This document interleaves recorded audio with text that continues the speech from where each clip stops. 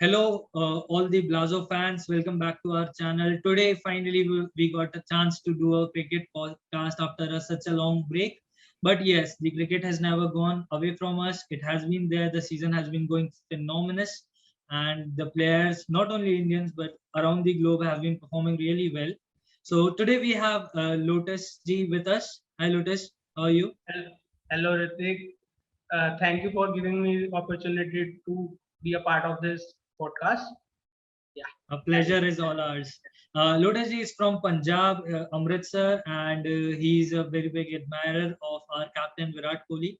So today we are here to discuss about the Indian Test cricket. We have seen in the past they have been performing phenomenally. Present they are doing really good, and in future hopefully they'll stand out and be the best team around the globe. Yes तो lotus जी मेरे को ना कुछ questions हैं, कुछ बातें हैं जो खटक रही हैं अभी, तो Yeah, हम उस पे डिस्कस करते हैं। तो पहला है ऋषभ पंत। yeah, ये जो प्लेयर है ये इंडियन टीम में जब से आया है, he has been the center of attraction. He has performed really well in conditions when there was no chance. Then he has anchored the team as well. But kabhi he lacks the potential. It looks like it. He doesn't lack potential at all, but it looks like it that he's missing something or the other. तो आपको क्या लगता है there should be a policy of rotation in wicket keepers, या हम ऋषभ पंत को more of a wicket keeper ही देखते हैं, हम बैटिंग से उससे इतना एक्सपेक्ट नहीं करते हैं? क्या लगता है आपको जो उसको चांसेस दिए जा रहे हैं इंडियन टेस्ट में, आर दे जस्टिफाइड? chances का भी ऐसे है कि that is the best we have. The next best अभी जो इंडिया में है, I think it is Riddhiman Saha. But उसका भी बैटिंग में परफॉर्मेंस उस लेवल का नहीं आया पास 2-3 साल में.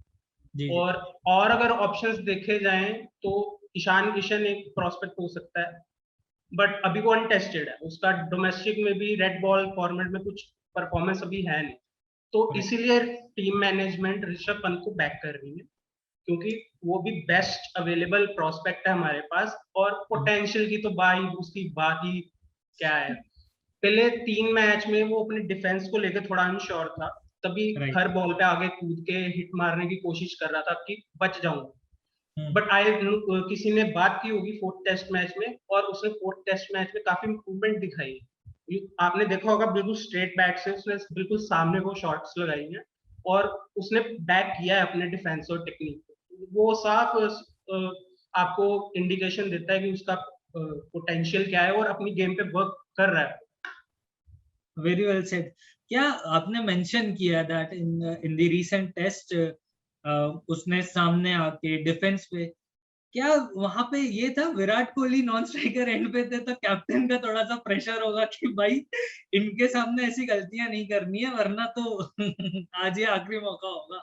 वो भी एक फैक्टर रहता है. एक्चुअली मैं खुद टेबल टेनिस प्लेयर हूँ, मैं नेशनल खेला हूँ.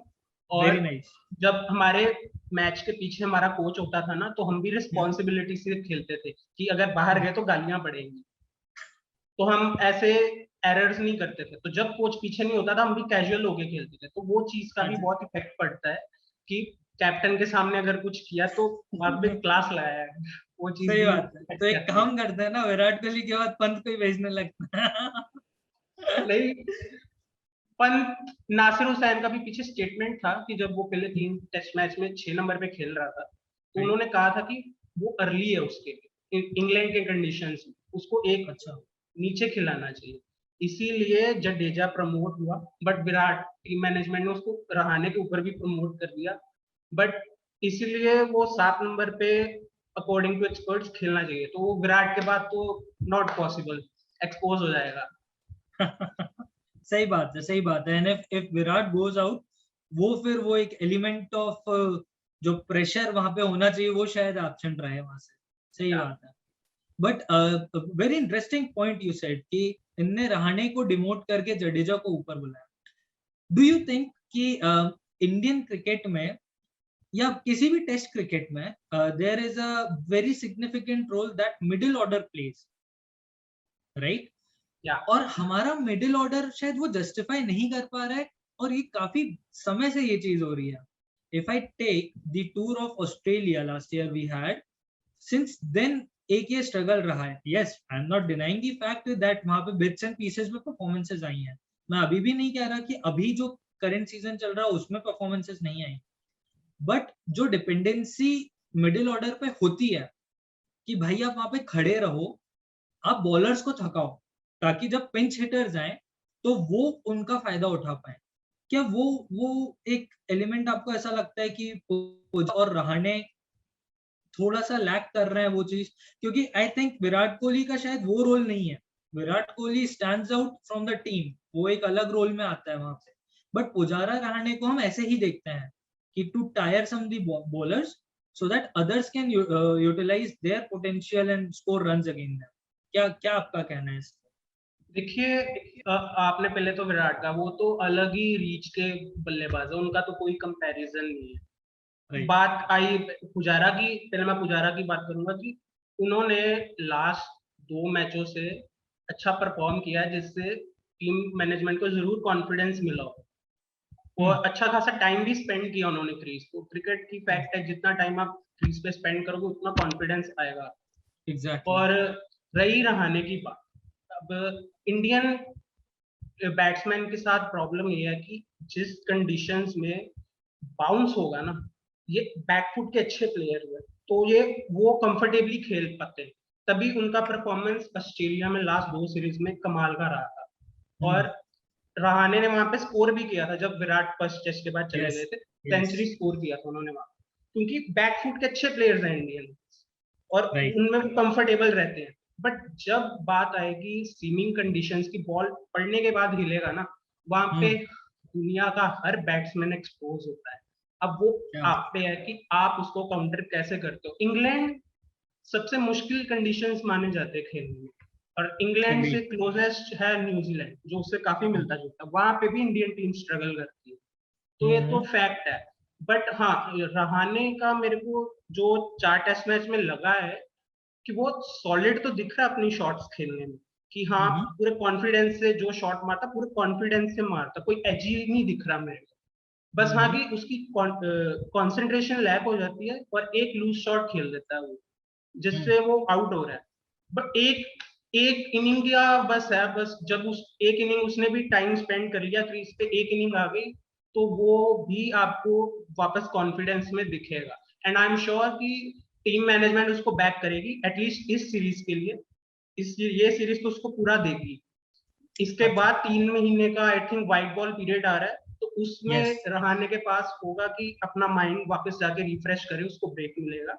उसमें वो अपना रिबूट बटन दबाएगा, वर्क करेगा अपने जो भी फ्लॉज है, और उसी टाइम में टीम मैनेजमेंट भी आई थिंक कॉल लेगी रहाणे पे कि हम उसको आगे देख रहे हैं कि नहीं.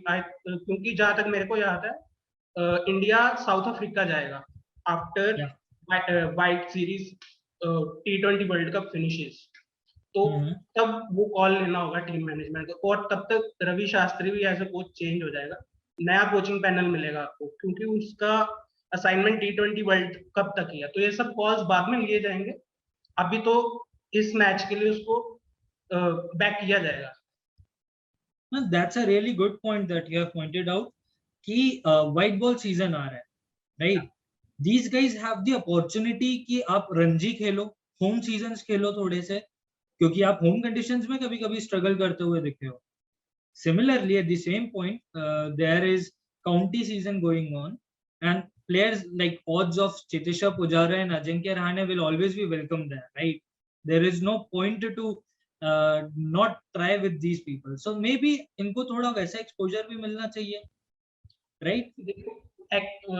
जो काउंटी की आपने और डोमेस्टिक की बात की है, जो स्टार प्लेयर्स होते हैं वो इतना इम्पोर्टेंस नहीं देते, वो अपना फैमिली टाइम के साथ ब्रेक में करना पसंद करते हैं, या फिर अपनी पर्सनल ट्रेनिंग, वो इन 2 चीजों को प्रेफर करते हैं. बट हाँ, पीछे अभी कौन सी मैनेजमेंट थी जब इंडिया की, आई डोंट रिमेम्बर, बट उन्होंने एक रूल बनाया था कि अगर आप इंजर्ड हो और वापस आ रहे हो, या तो आपको एनसीए में वो टेस्ट क्लियर करना पड़ेगा जो कंपलसरी होता है, या फिर एक डोमेस्टिक मैच खेल के आपको मैच फिटनेस प्रूव करनी पड़ेगी. आई डोंट नो अब वो रूल है कि नहीं है, बट ये रूल अगर फॉलो किया जाए तो काफी हेल्प मिलेगा उस चीज में कि आप वैसे डोमेस्टिक में जो बंदा परफॉर्म करके आता है ना वो पका पकाया आता है, बहुत सारी बॉल्स खेल के आता है, टेक्निकली साउंड आता है। तो ये आपने सही पॉइंट बोला कि हाँ डोमेस्टिक जो टाइम उनको मिलेगा व्हाइट बॉल क्रिकेट से, जब वो दूर होंगे तब डोमेस्टिक क्रिकेट भी शुरू होगा इंडिया में, रणजी सीजन शुरू होगा, तो उनको वहां पे जाना चाहिए और अपनी टेक्निक्स को थोड़ा सही करना चाहिए। And actually, if we hear a lot, like there has been cricket experts who have been commenting on this, कि these guys actually need some home time, not resting at home, but home seasons are required, right? क्योंकि यार जहां से आप आए हो वहां पे आप जाके फिर से खेलते हो तो शायद वो एक कॉन्फिडेंस, अपने होम ग्राउंड्स पे खेलना, अपने इंडियन ग्राउंड्स पे खेलना, शायद वो आपको एक कॉन्फिडेंस दे। यार वहां पे एक आध दो सेंचुरी शायद आपके करियर में एक पॉजिटिव अप्रोच ले आए। अभी अभी ऐसा लगता है in Indian squad specifically it opens and all of a sudden tail आ जाती है। तो वो crumbling of domino should not happen, right? The domino effect has taken a lot of toll on Indian side in first innings of any match, if you see in recent past, right? And वो dependency ज्यादा हो जाती है। Yes, I agree, openers पे dependency होती है ना, but उसको हम इतना ज्यादा डिपेंडेंट नहीं कर सकते कि मिडिल ऑर्डर काम करने ही छोड़ दे, राइट? एक्चुअली मिडिल ऑर्डर बहुत अच्छा है अपने इंडिया का। हम्म। एक ही मैच की दूरिया पर पुजारा ने परफॉर्म कर दिया, विराट अपने क्लोज टू बेस्ट बैटिंग कर रहा है। जो भी सुनील गावस्कर जी ने उनकी टेक्निकल फ्लॉज निकाले थे, उन्होंने ही स्टेटमेंट दिया कि वो अपने बेस्ट के क्लोज आ चुका और 100 जस्ट अ मैटर ऑफ दूर है और कभी भी आ सकती है। Yes, agree. And Ajinkya Rahane एक सर्टेनिटी है, बट वो भी अच्छा प्लेयर है क्योंकि वो एक लौता आपका ऐसा प्लेयर है जो सेना कंट्रीज में ज्यादा एवरेज करता हो। Actually, yes, I was about to bring that up. Yeah, he has so, been the player to depend upon in foreign conditions rather than in Indian conditions, right? इसलिए मैं कह रहा हूँ कि टीम मैनेजमेंट अभी उसको बैक करेगा and I am sure वो परफॉर्म भी करेगा। That's very nice. Also, you said कि जो होम सीजन, डोमेस्टिक सीजन से प्लेयर्स आते हैं वो पके पकाए आते हैं, you get a very good material out of it. Example of this is Mohammad Siraj.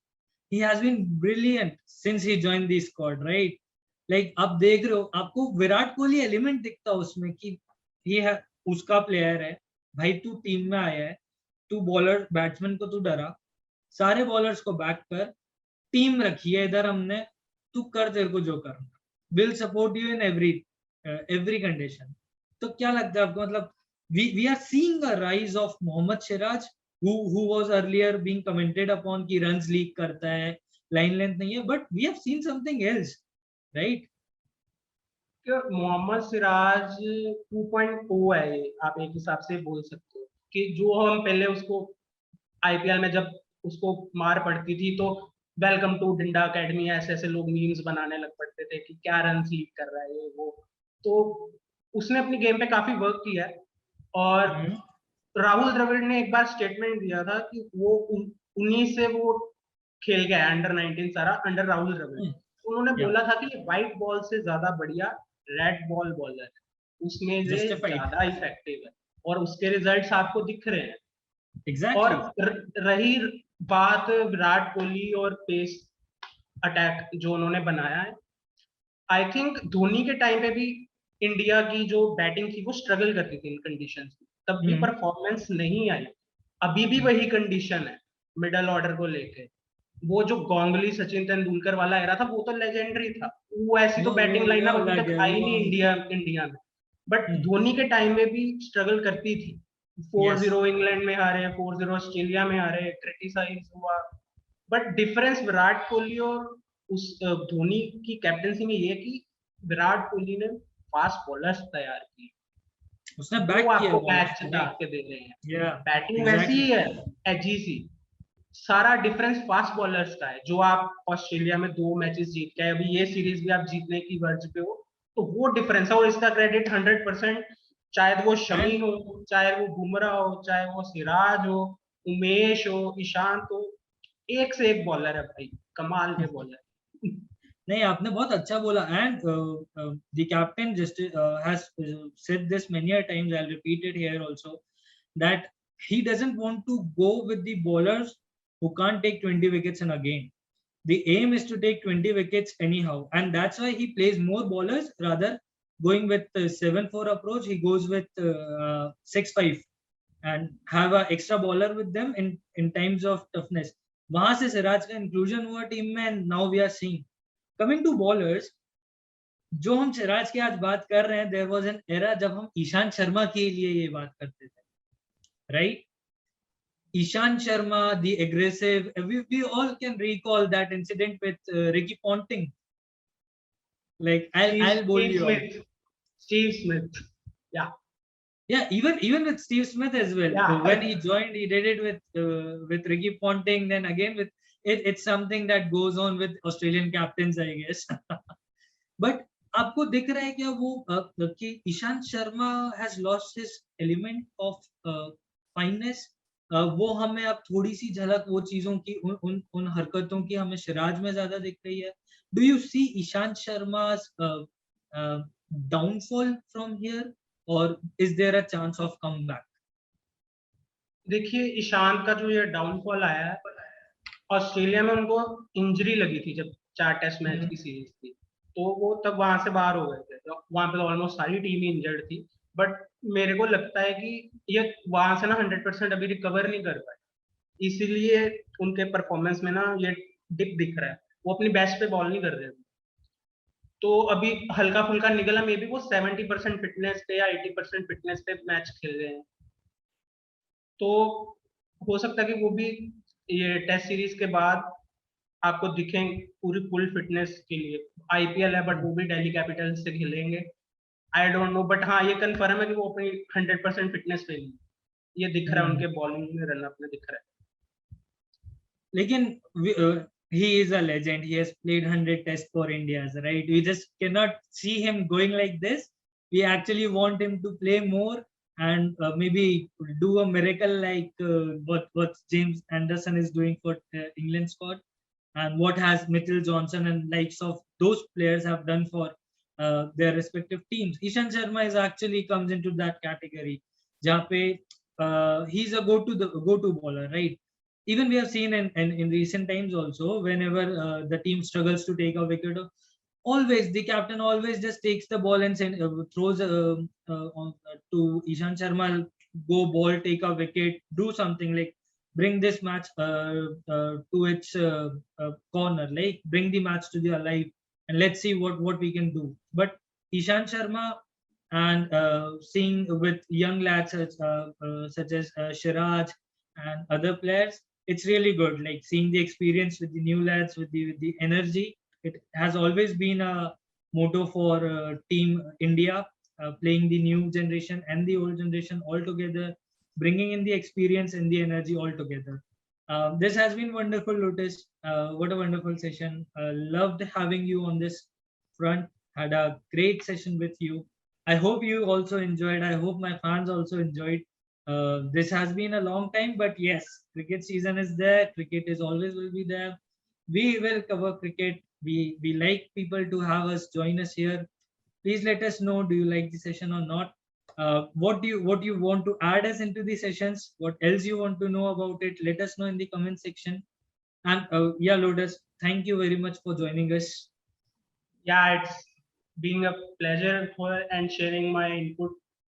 Thanks very much for this. It's a wonderful session.